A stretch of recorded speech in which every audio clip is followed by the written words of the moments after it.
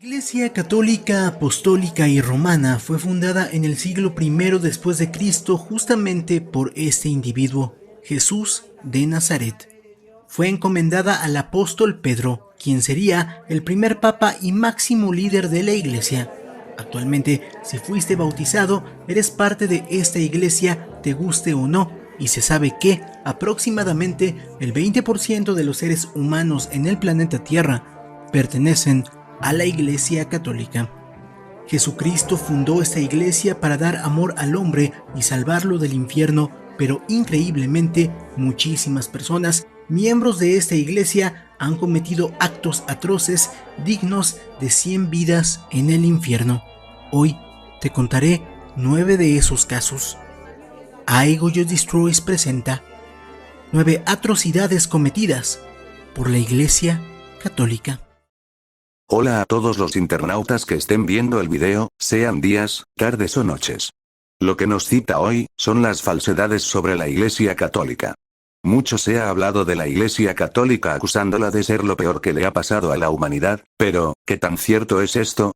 Acompáñame a averiguarlo viendo junto conmigo, uno de los vídeos más estúpidos, arbitrarios y plagados de mentiras del canal Proyecto Paranormal. Bienvenidos a Gamepol y sin más, estos son las mentiras y calumnias más infames contra la Iglesia Católica.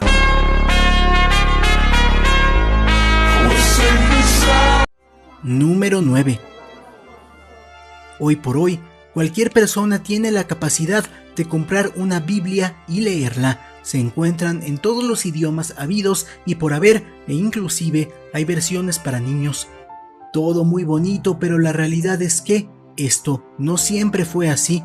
En el pasado, cuando la Iglesia dominaba Europa, la Biblia era un privilegio que pocos se podían costear. Todo esto culminó cuando un sacerdote de nombre William Tyndale tradujo la Biblia al inglés para que cualquier persona de habla inglesa que supiera leer la pudiera, valga la redundancia, leer.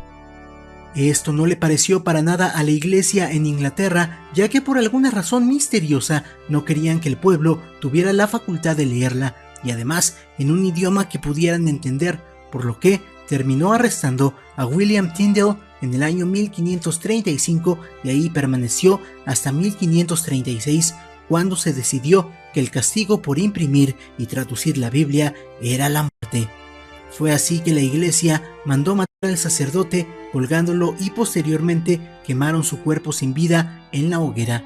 2 años después, el rey de Inglaterra dijo que al final no había sido pecado traducir la Biblia y de hecho comenzaron a imprimirla en masa. Pero pues ya de qué servía, ya habían asesinado al traductor y primer impresor.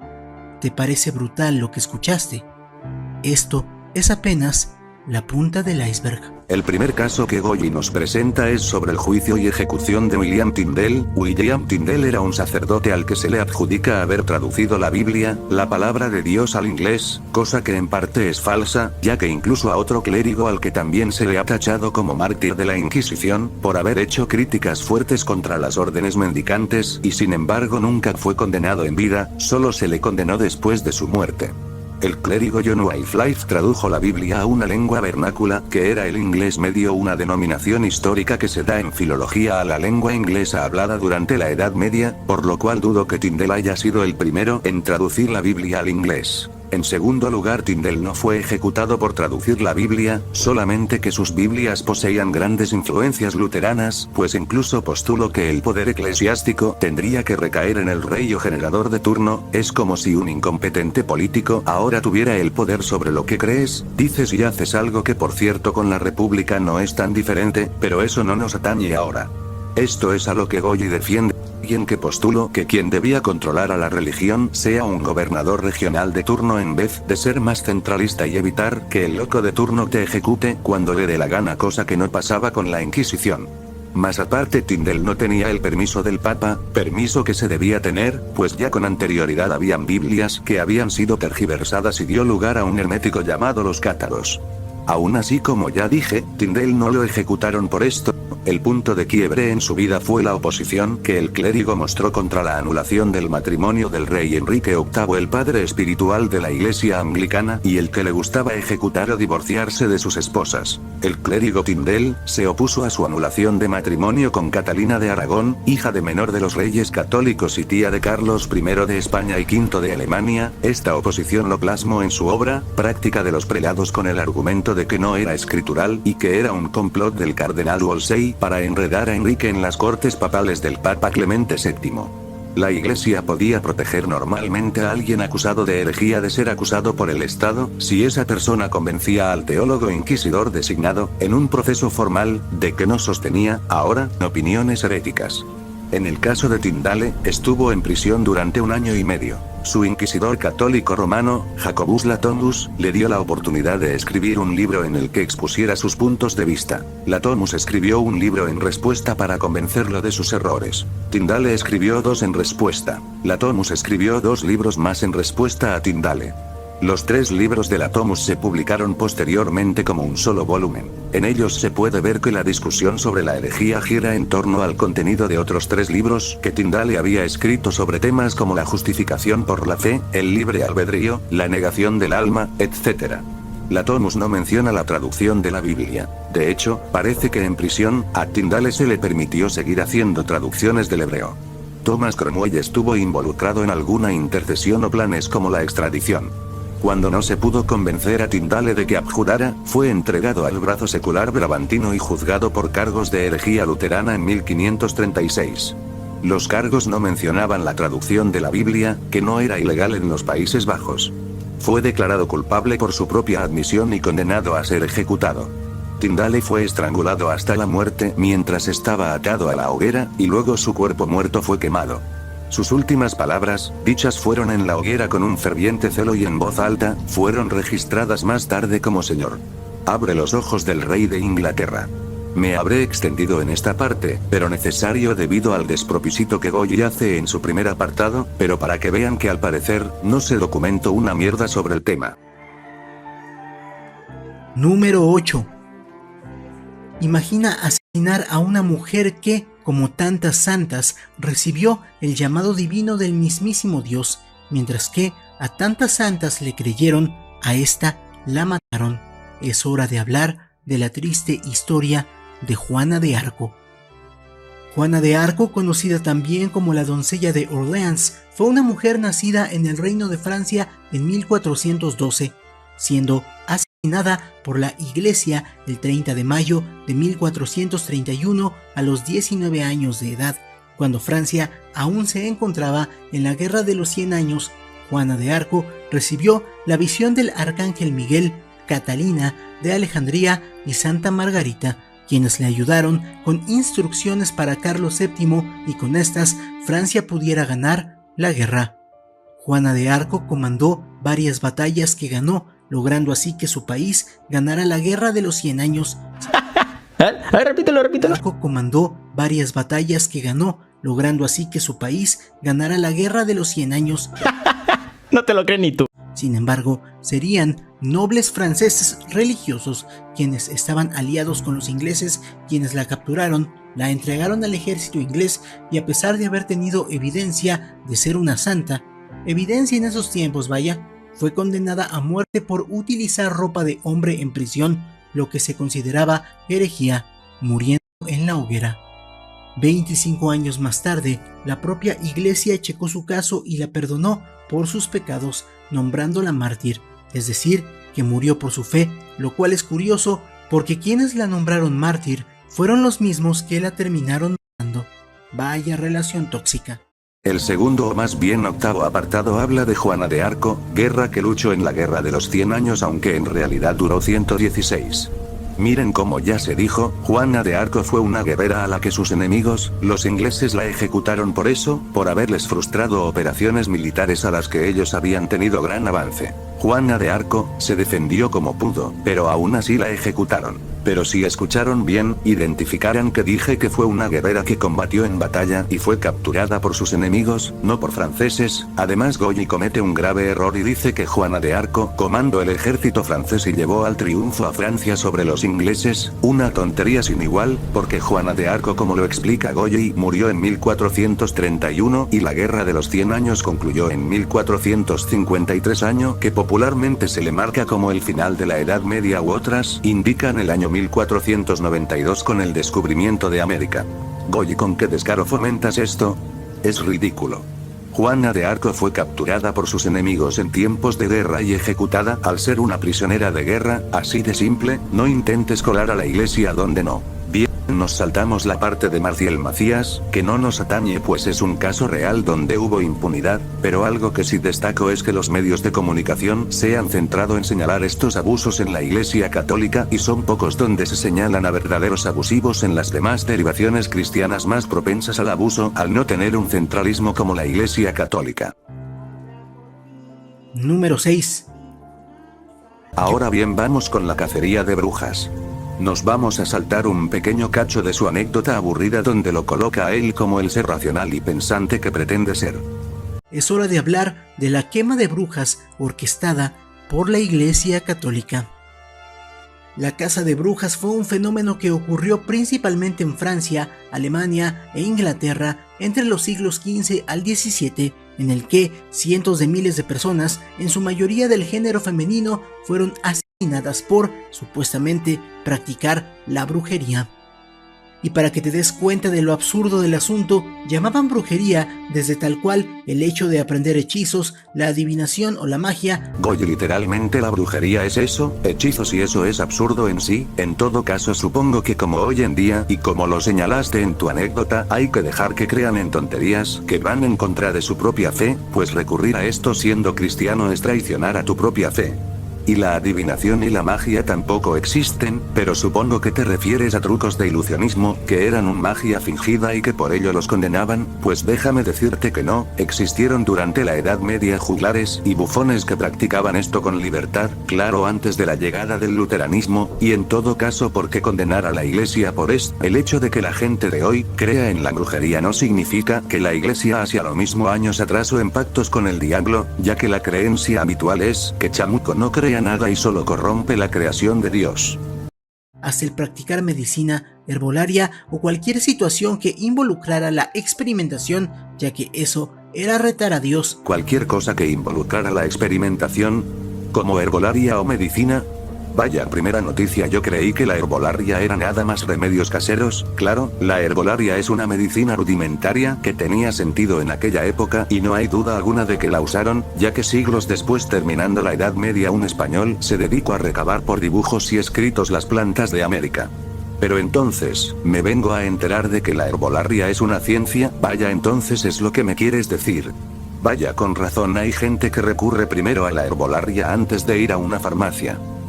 También se podía considerar que una mujer lesbiana era una bruja, porque eso iba en contra de Diosito. Ser lesbiana era tabú para todo el mundo en aquel tiempo y hoy en día en algunos lugares.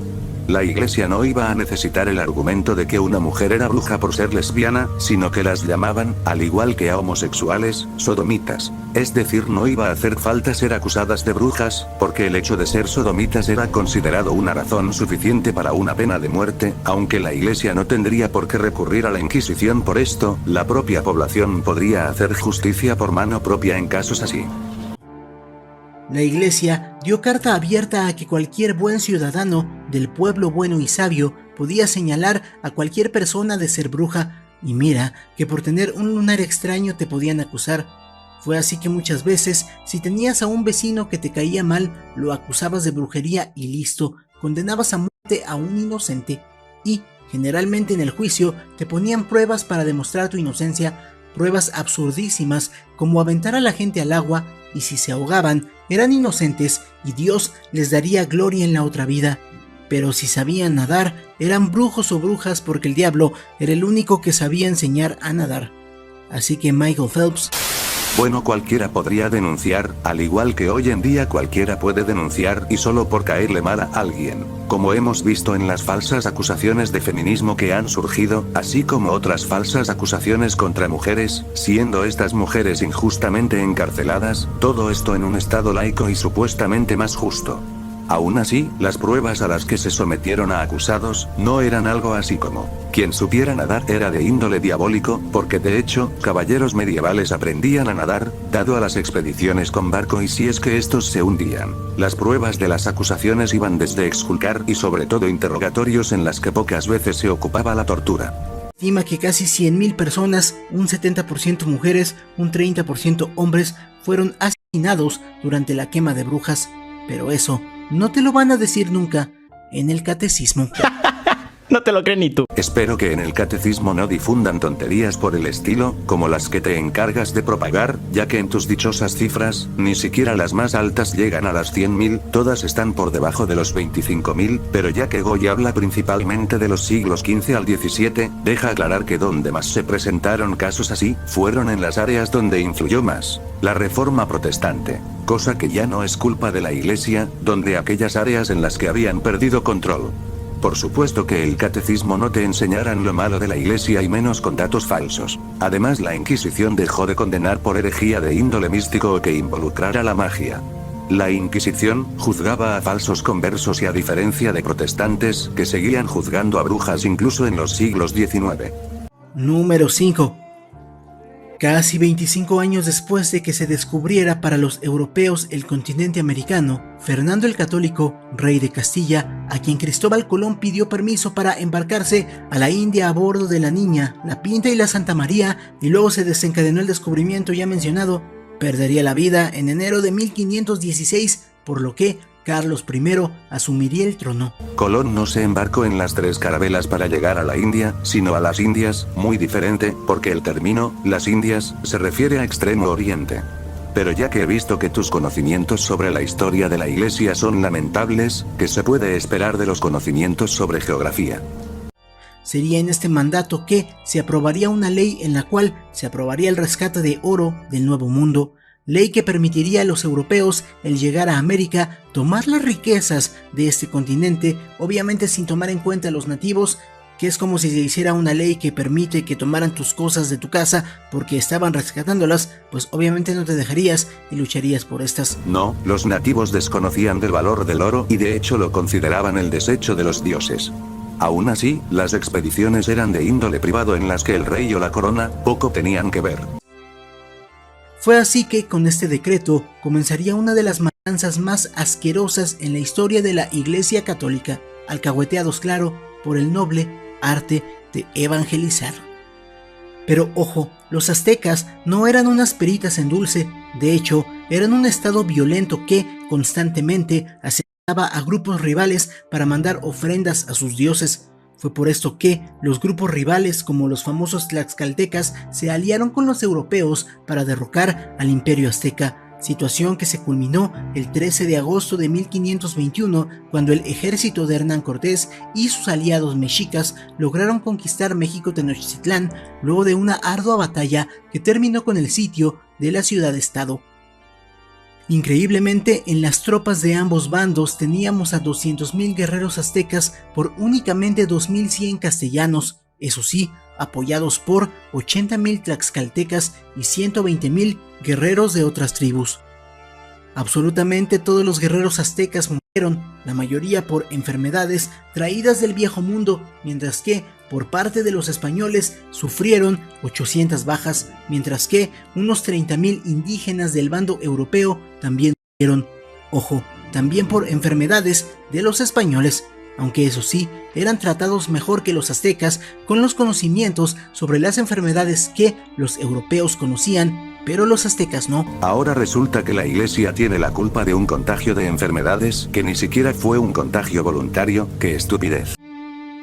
Luego de la conquista se comenzó el proceso de evangelización que terminó con la vida de otros tantos inocentes indígenas que se negaban a aceptar al Dios católico y amoroso.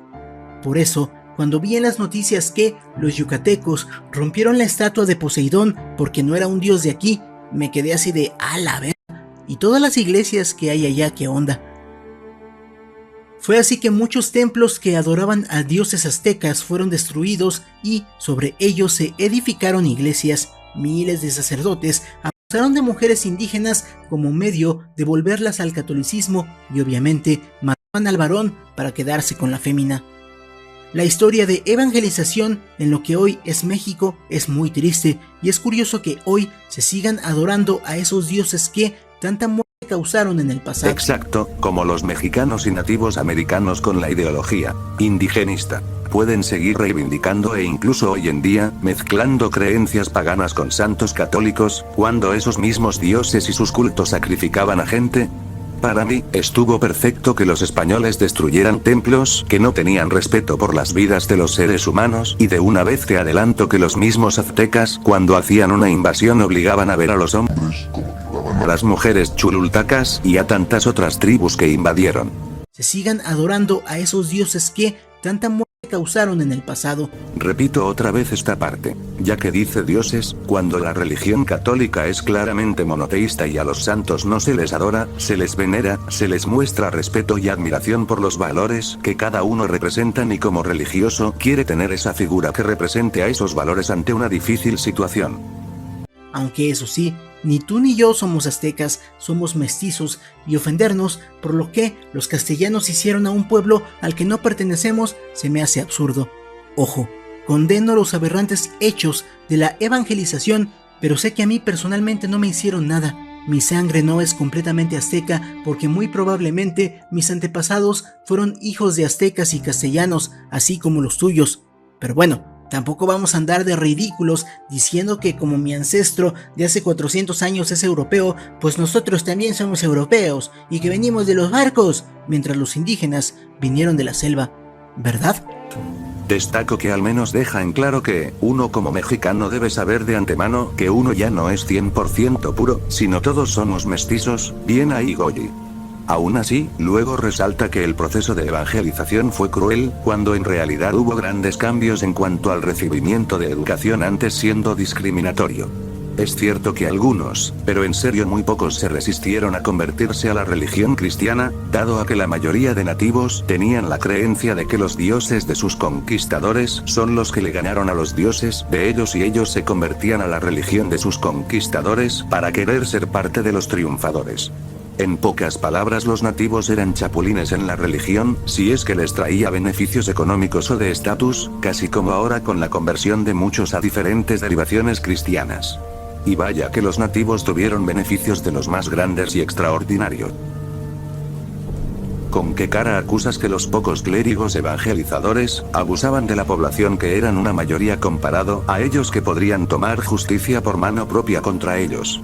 Aún así, dicha crueldad en el proceso de evangelización es mentira, o por lo menos parte mentira. Al principio sí llegaron a ser cosas como condenar a un príncipe tlaxcalteca, pero después del escándalo el propio rey al que acusas de saquear las minas de México, cuando con la rudimentaria tecnología no sacaron más de lo que hoy se saca para ir a parar a manos de extranjeros, y poco o nada nos beneficiamos. Mando a impedir a que tanto el Tribunal del Santo Oficio como clérigos no cometieran abusos de ese tipo, dado a que los nativos eran nuevos en la fe y no se podían condenar. Número 4. Durante casi 200 años, al inicio del oscurantismo, la edad oscurantista no existe. Eso es un invento de los oscurantistas de la Ilustración, pero supongo que lo usas en términos como período en el que la iglesia era supuestamente, y digo supuesta, ya que en ocasiones, a los reyes se las sudaba lo que les decían los papas.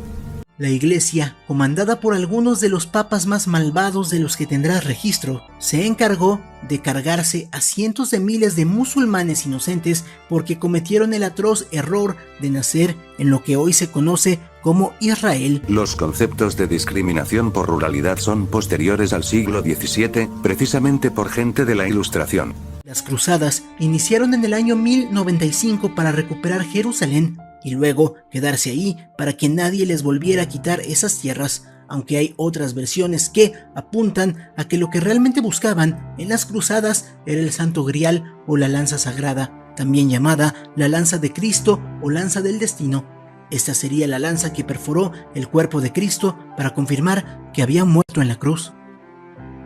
La primera cruzada se dio en el año 1095 de la mano de la Iglesia Católica, comandada por el Papa Urbano II, aliada con el emperador bizantino Alejo, que se alió con los católicos porque en parte de sus tierras los musulmanes estaban conquistando. En ese momento los selyúcidas musulmanes tenían el dominio de Jerusalén, por lo que la iglesia se armó de un ejército de soldados y personas de fe a los que les prometieron que si bien en esta vida no habría recompensa, en la otra sí que la tendrían. Si peleaban esta guerra, tendrían asegurado el cielo, el paraíso, la dicha y la felicidad eterna, además de ciertos placeres carnales. Vaya, qué ofertón. La batalla de la Primera Cruzada culminaría el 15 de julio del año 1099 con la victoria de los católicos sobre los musulmanes, que fueron masacrados y torturados de maneras que solo la Iglesia Católica sabe.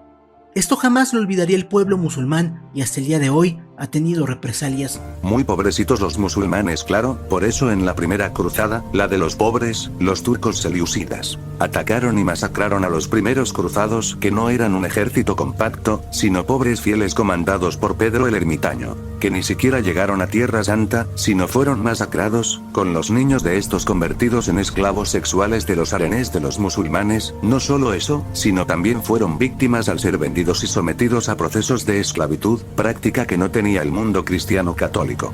Durante el asedio a la primera ciudad por caballeros cruzados con ejércitos mejor preparados comandados no por el Papa, ya que este solo hizo el llamamiento, sino por cada noble que se embarcó en la lucha, y en total formaron 35.000 cruzados de diferentes partes del mundo cristiano, los musulmanes dejaron los cadáveres de los caídos clavados en los muros de su fortaleza, dejando que se pudrieran en la intemperie.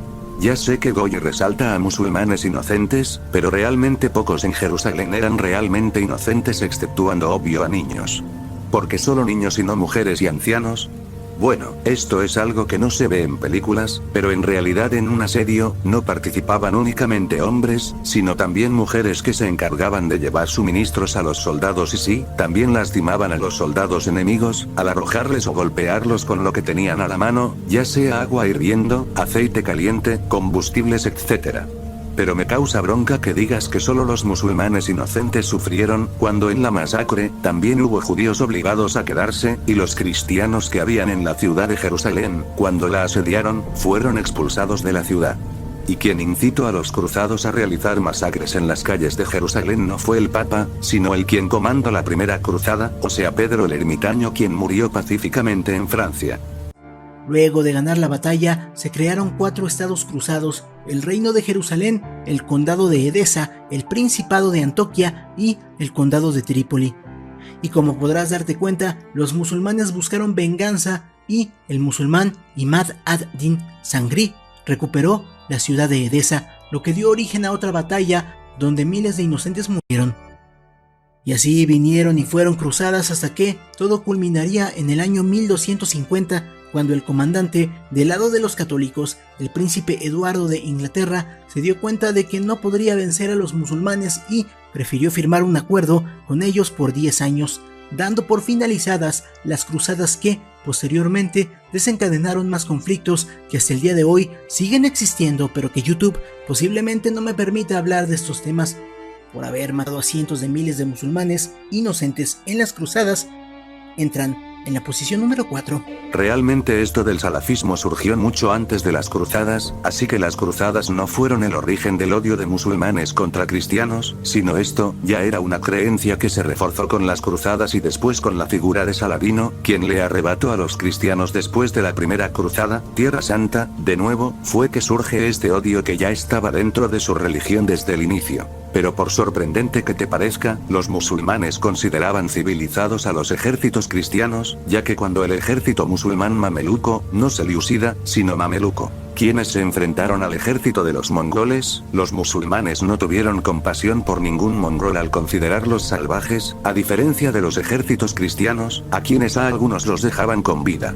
Claro, después ofrecían recompensas monetarias para su rescate o si no los vendían como esclavos pero los dejaban con vida. Cosa distinta que jamás pasó cuando se enfrentaron a los mongoles, quienes sí fueron despiadados realmente. Si te pusieras a investigar, sabrías, aparte del verdadero año en el que se terminaron las cruzadas, que alerta de spoiler. fue en 1291 con la toma de los musulmanes mamelucos, ya que los selyúcidas cayeron en las cruzadas, y no en 1250 como señalas, y la última expedición fue en 1272.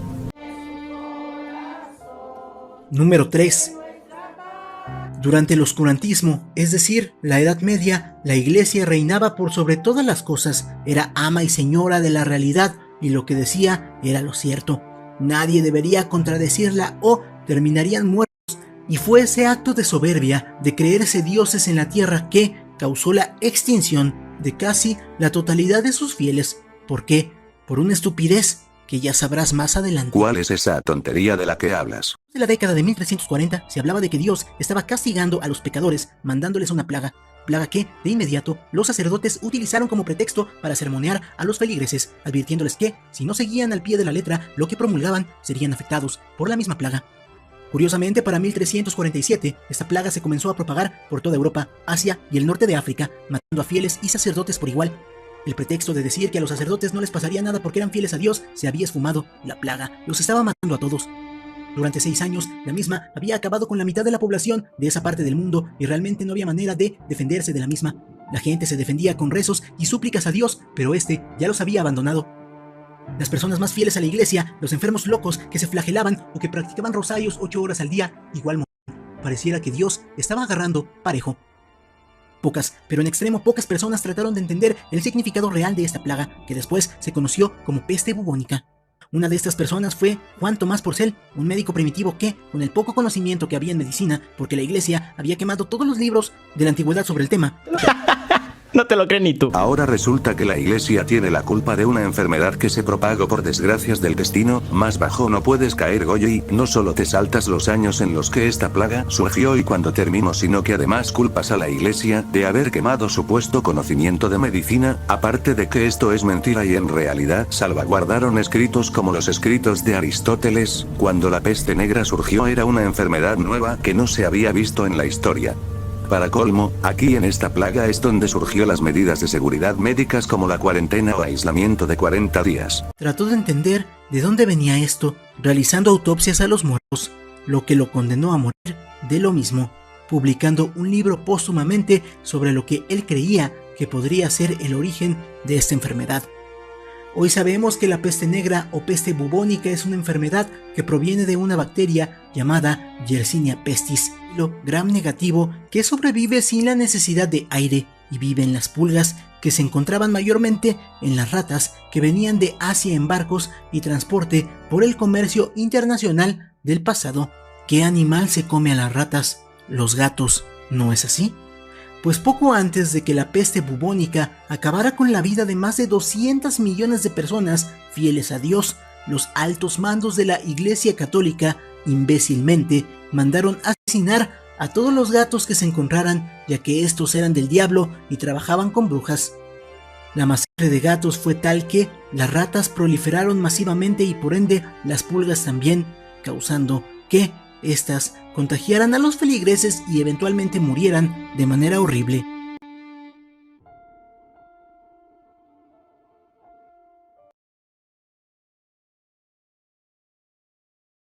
Lo único imbécil de verdad es creer una estupidez como la que acabas de decir.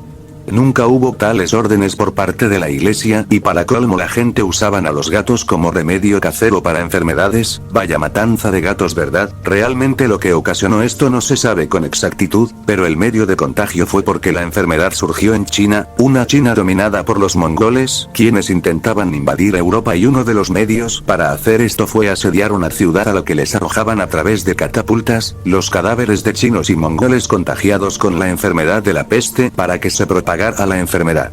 Y otro medio de contagio fue el intercambio comercial, ya que los kaganatos que hacían comercio con Europa también se colaron ratas con la enfermedad. Así que oye, la tontería que supuestamente hizo la iglesia es un dato falso, aunque viendo tu video realmente me extraña si hay algo auténtico.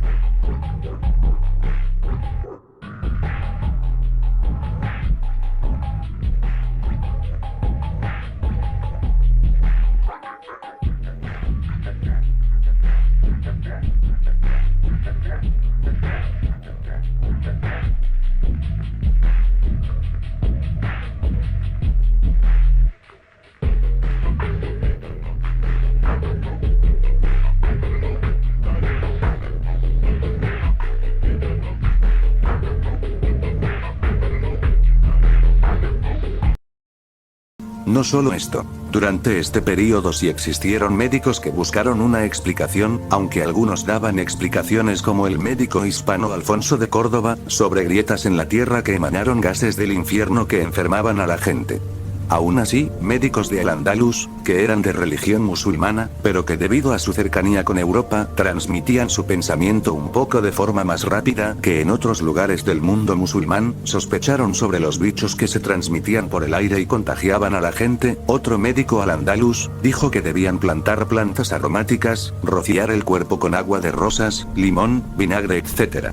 Un dato a resaltar es que los médicos del mundo musulmán en realidad sí se dedicaron a dejar que su población muriera por ese pensamiento de que era un castigo de Dios, pero fueron los musulmanes y no los cristianos. También en el lado cristiano, hubo médicos que buscaban una respuesta más lógica / médica como Gentile da Foligno y un médico personal del Papa Clemente VI, llamada así porque el locuendo no lo pronuncia bien, pero resaltando que este médico escribió este tratado de cirugía médica que hablaba de diversas técnicas médicas, también tratamientos para hernias y cataratas, solo para que vean que sí existía experimentación con ciencia en el mundo cristiano, y es falso lo que Goyi dice de que no existía ciencia.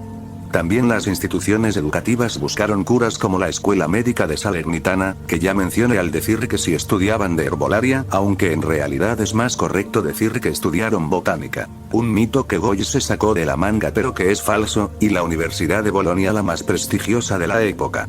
La Universidad de París no ofreció una explicación buena, ya que lo achacaron a alineaciones planetarias. Las medidas de seguridad que estaban eran, aunque ya mencioné la cuarentena, también se aislaban a enfermos como a las familias infectadas que se les confinaban en sus casas y se les entablillaban puertas y ventanas para que no pudieran salir hasta curarse morir. Se tapaban con máscaras o paños el rostro, pero sobre todo quemaban cadáveres y ropas de enfermos ya muertos a los que también se arrojaron a fosas grandes. Si se acuerdan del puesto anterior sobre la época de las cruzadas, he de mencionar que aquí surgieron varias órdenes militares, que eran una mezcla de soldados con sacerdotes cristianos. Las órdenes más famosas son la Orden de los Caballeros Templarios, que eran franceses en su mayoría, la Orden de los Caballeros Hospitalarios de San Juan, o de Rodas y de Malta compuesto por italianos, o también la Orden de los Caballeros Teutónicos compuesto por alemanes, aunque en realidad es de todo el Sacro Imperio Romano Germánico. Pero la orden militar que quiero resaltar, y fue importante en la época de la peste negra, fue la Orden de San Lázaro o lazaristas, caracterizados porque en vez de tener una cruz roja como los templarios tenían una cruz verde, llegando a Tierra Santa durante la época de las cruzadas, para atender a leprosos y enfermos de diversa situación. Esta orden fue importante en la etapa de la peste negra con la construcción de instituciones, o más bien inmuebles llamados lazaretos, que eran hospitales, pero aislados, destinados a colocar ahí a gente con enfermedades infecciosas. Finalmente surgió gente que fue inmune al virus, y esa inmunidad se la transmitió a su descendencia. Murieron en torno a 1/3, para cifras exactas 30 millones y no las 200 millones que dice Goyi, una estupidez, porque la población de Europa era de 80 millones, pero eso en el mundo cristiano, sumando las cifras de muertos en Asia, específicamente en China y países de Medio Oriente o del mundo musulmán, si sumamos a las regiones que no estaban bajo la jurisdicción cristiana católica, la cifra sí es de 100 millones, porque como hemos visto con la epidemia del SIDA, las enfermedades no discriminan a nadie. Los brotes más fuertes fueron entre los años 1347 y 1353, pero el peor año para la humanidad, pero bueno para esta enfermedad, fue en el 1348. En 1350 la cosa se relajó, y de forma más periódica causaba pánico con un brote en 1360, afectando más a los niños, y 1370 más tarde con adultos. Más de 80 años después seguía causando estragos, pero de forma periódica, y quien luchó contra la enfermedad fue con el famoso Nostradamus, y no pudo ser erradicada hasta el siglo XIX con la tercera pandemia. La mentalidad tomó varios caminos, la primera con hedonismo, la otra fue flagelarse como el movimiento de los flagelantes, que después se les acusó de herejes por el Papa Clemente VI, el mismo que le tocó vivir los estragos de la peste. También surgió la figura del santo de San Roque, quien se dedicó a atender a enfermos durante este periodo. También persiguieron y culparon a judíos de esta enfermedad, pero la Iglesia no tuvo nada que ver en esto, y el propio Papa Clemente VI, con 2 bulas papales, trató de protegerlos. También instó a que el clero protegiera a los judíos. Sin embargo, el emperador del Sacro Imperio, Carlos IV, hizo la vista gorda a los linchamientos contra judíos para quedarse con sus posesiones. aunque el rey de Polonia, Casimiro, les dio asilo. Pero comparado a las muertes de las demás regiones del mundo que no estaban bajo influencia cristiana, fue más bajo. Para ver cómo los cristianos lograron sobrellevar la situación de mejor. Número 2. Cuando hablamos de la Iglesia Católica podemos recordar imágenes como las que ves en pantalla. Todo muy bonito, todo bien, todo correcto, y yo que me alegro. Sin embargo, estoy completamente seguro de que, si incluso tu tía fanática religiosa la pusieras en un scan cerebral que reflejara qué partes de su cerebro se iluminan, él mismo pasaría de la felicidad al miedo al decir las siguientes 3 palabras: la Santa Inquisición. Llegamos a la punta del iceberg sobre estupidez, tras estupidez la Santa Inquisición. Veamos qué burradas dirá.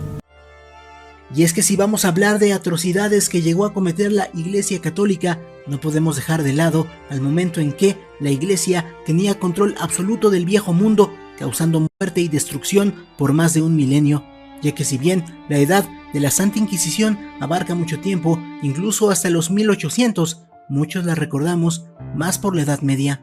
Polly, razona e investiga antes de hablar, te juro que es gratis.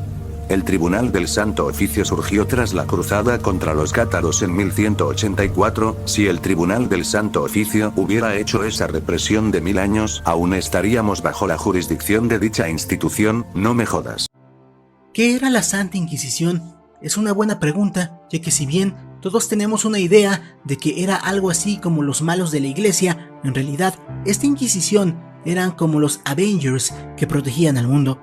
¿Pero acaso lo protegían del crimen o de los delitos? No, para nada. Lo protegían de algo mucho más importante, la herejía. Y es que cualquier cosa que pusiera en duda las Sagradas Escrituras era tomado como una falta de respeto hacia Dios, y por supuesto que la condena era la muerte. Pero no la muerte como hoy la vemos, como una inyección letal o algo menos doloroso. Era morir de la manera más dolorosa posible. Y mira que la Santa Inquisición tenía maneras completamente aterradoras de asesinar, desde quemar vivos a los herejes hasta medios de tortura que no se han visto ni en las películas de Saw. Apresaba al denunciado y se le quitaban sus bienes para mantenerlos como garantía mientras estaba encarcelado. El siguiente paso era el tormento para que el reo declarara sus crímenes, pero si no lo hacía y quedaba vivo después del tormento, se le liberaba cuando era inocente o se le castigaba cuando era encontrado culpable. Ha construido toda una leyenda negra sobre el papel de la Santa Inquisición en México, pues jugaba un papel fundamental y de alta influencia en los gobiernos de los virreyes, ya que no debemos olvidar que en esta época la iglesia y el gobierno estaban unidos. Pero el primer dato duro que tumba este mito es el número de personas que les aplicaron el castigo máximo en los casi 300 años de existencia del Santo Oficio en los tiempos de la Nueva España. Pues de acuerdo al escritor Joaquín García Escabalceta y comparando sus números con los proporcionados por el doctor José Pichardo, hubo un total de 51 personas a las que se les aplicaron el castigo de relajar el brazo secular en persona y 109 a través de su imagen o figura, que era una forma de castigo simbólica para aquellos que no lograban detener y eran encontrados culpables, y con este castigo se representaba que para la iglesia ya habían perdido la vida y por lo tanto su alma ya se encontraba condenada. La leyenda negra que se ha difundido de acuerdo a la historiadora mexicana Úrsula Cambas es lo referente a los instrumentos de tortura que utilizaban, por los cuales incluso se han construido museos que son muy visitados donde estos se exhiben. Sin embargo, son falsos y estos fueron creados en el siglo XIX, cuando ya no existía la Inquisición para construir toda esta leyenda. El verdadero método que utilizaban para sacar la verdad era la incertidumbre y el secreto, pues nunca revelaban al acusado quién lo había denunciado y de qué lo habían denunciado, por lo que permanecían encarcelados muchos meses sin saber las razones, y esto terminaba acabando psicológicamente a las personas hasta que ellos mismos confesaban sus delitos, acusaban a alguien más o terminaban aceptando sus culpas. ¿Pero qué era ser hereje? ¿Qué ejemplos podemos tener?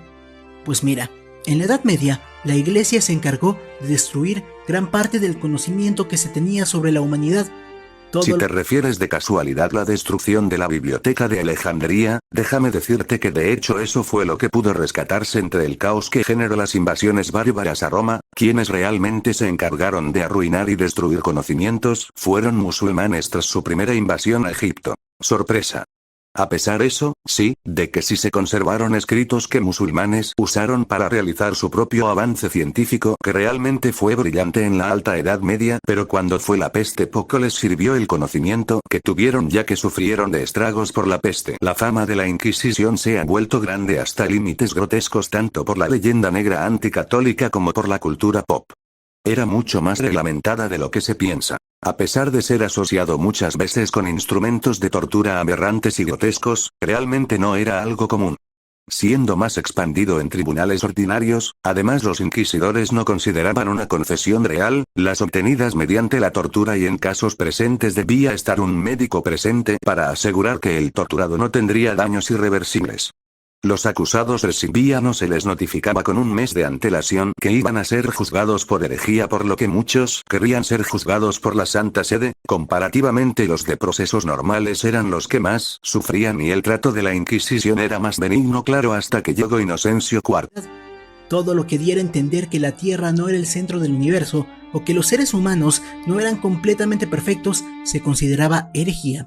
A ver Goyi, razona antes de hablar, la Iglesia en sí, sabe que el ser humano no es perfecto y el punto de la religión es guiar al ser humano a ser mejor, no perfecto, porque el único perfecto es Dios, sino ser mejor y regresar al cielo. Y en cuanto a lo primero que dices, realmente lo voy a refutar con la tontería que dirás a continuación. No sé si recuerdan un capítulo de Los Simpsons, donde Homero se vuelve inteligente y demuestra que Dios no existe, y Flanders termina quemando ese papel luego de leerlo y darse cuenta de que lo que dice Homero es verdad. Estaba revisando una propuesta fiscal y por accidente demostré que no existe Dios. No podemos dejar que esto se sepa. Pues algo así se me figura la Santa Inquisición, un grupo de imbéciles con poder que podían ver evidencia de que la Tierra no era el centro del universo y a pesar de las pruebas, decidían simplemente negarlo y censurarlo. De hecho, el propio Galileo Galilei fue censurado por la Santa Inquisición cuando demostró que la Tierra giraba alrededor del Sol, así como los demás planetas.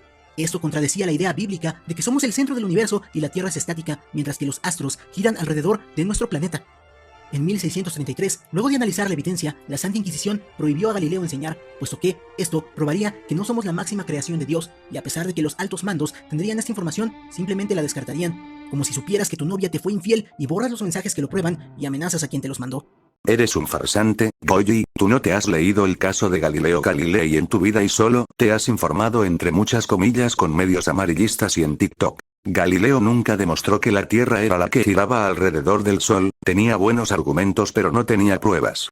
Más bien la Inquisición se parece más a los ateos de hoy en día que quieren ver a Dios en carne y hueso para saber que existe. Tú como cristiano, usarás argumentos e incluso argumentos científicos como la ley de la causalidad y aún así no los vas a convencer, pues eso era la Inquisición, querían ver con sus propios ojos que la Tierra giraba alrededor del Sol y no al revés para estar convencidos.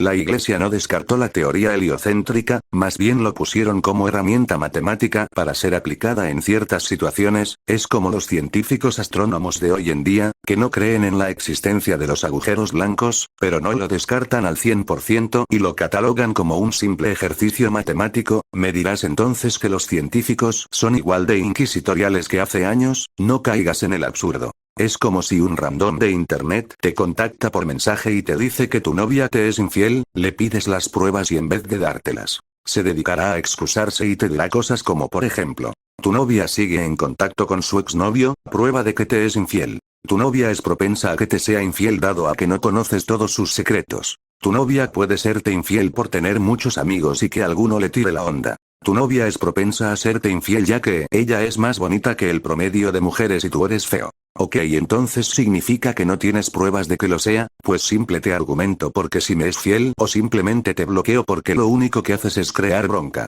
Eso es lo que pasó con la Inquisición, Galileo con buenos argumentos pero ninguna prueba y que más sin embargo tampoco sufrió de algún tipo de tortura ya que era mayor de edad para ese entonces. Además la idea heliocéntrica no es suya, es de un griego, pero en fin. Se sabe por ejemplo que en 1252 el Papa, sí, el Papa, el representante de Dios en la tierra, Inocente IV, aparte se llama Inocente, mandó quemar a 60,000 personas en la hoguera. ¿Cuál es la fuente de esas cifras tan altas y absurdas? Al parecer un artículo de Radio Colombia Nacional, que no sé de dónde se lo sacó y no sé si es una revista o fuente confiable, ya que a diferencia de mi fuente National Geographic, que es una revista especializada en historia y cultura, aunque a veces parece ser la distribuidora de porno de mujeres de tribus africanas, pero pienso que es confiable, a diferencia de la revista de un país que está igual o peor en el ámbito de cortinas de humo, además de que el artículo no cita ningún historiador que afirme sus tonterías y comete el error de decir que la Inquisición surgió con Gregorio IX en 1231, a lo mejor se refiere a la Inquisición pontificia, pero como tal la Inquisición surgió en 1184, incluso creo que tanto Goyi como quien escribió el artículo no sabe que la Inquisición a pesar de ser religioso era el estado entre comillas claro, de cada reino, quien tenía sus reglas las que ahí es domina. Este es el supuesto expositor de trapos sucios, este es quien que quiere exponernos los trapos sucios de la iglesia.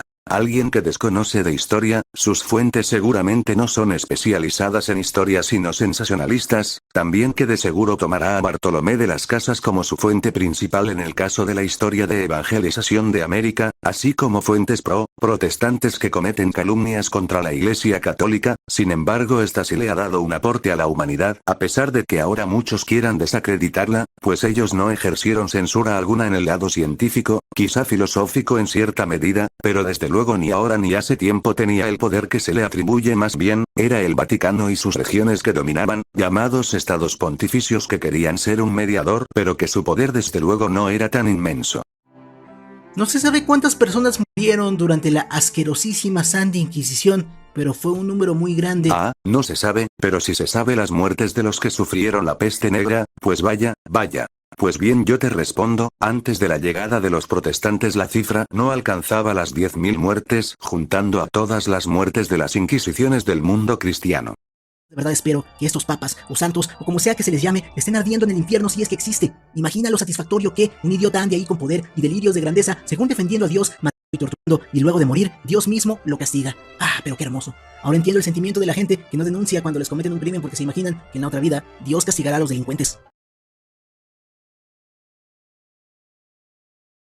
Así es como terminamos el video del día de hoy en el que pudimos ver gran cantidad de mentiras que se le acusan a la iglesia y que el canal Proyecto Paranormal no es el único que falsea la historia en pro de ganar unos cuantos suscriptores ateos o de cualquier ideología en contra de la iglesia católica.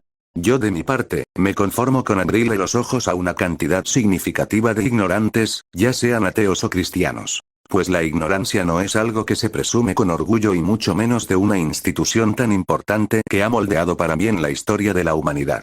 Si te gustó el video, te agradecería que te suscribieras y le dieras like, al igual que compartieras el video para quitarle la venda de los ojos a tanta gente que se traga las mentiras de youtubers como este, que repito, no son especializados en historia. Aunque yo tampoco lo soy XD, al menos me di la tarea de investigar a profundidad, por supuesto, no pido que se le ataque o vengan a decirle que lo papié o algo por el estilo, incluso tampoco insultarme es la mejor opción si eres fan de este canal, pues pones en vergüenza al canal y al fandom que se formó alrededor de él. Por lo cual señalarme a mí de fanático por señalar los errores de un youtuber que se mal informó, no sería la mejor estrategia de su parte, fans de Proyecto Paranormal. Si hay algún fallo de documentación que les gustaría señalarme, estoy abierto a las críticas, al igual que espero que dicho youtuber no se tome a mal que yo ponga en evidencia su ignorancia. Sin más, esto fue el video de hoy, nos vemos en un siguiente video, distinto por supuesto, chao.